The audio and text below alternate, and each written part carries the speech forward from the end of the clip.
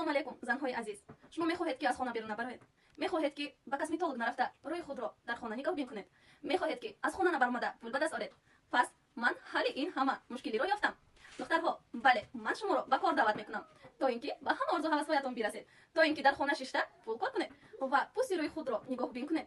ҳамчунин ба даст оред туҳфаҳо. бале, ин кор барои шумо ҳаст. кор дар феберлик. духтарҳо, ин кор дар хона шишта аз хона берун набаромада тариқи интернет ва телефони мобилӣ. духтарҳои азизи ман, дар кӯчаҳо хона ба хонаҳо намегардед. шумо духтарҳои азизи ман фақат регистратсия мешавед. регистратсия бепул ҳаст ва мағозаи худро иваз мекунед. ҳамон мағоза бозорҳое ки мо меравем, духи, собун, шампун, зубной паста, средствои посудашӯӣ, ҳамин чизҳоеро ки мо аз бозор мехарем, мо метавонем иваз кунем мағозаро ба феберлик. ҳамчунин бо таҳфиф. дар бозор таҳфиф нест, дар магазинҳо таҳфиф нест, фақат дар феберлик барои бонуоне ки регистратсия шуданд, яъне коригари феберлик шуданд, то 25% таҳфиф ҳаст, скидка. шумо метавонед бо таҳфиф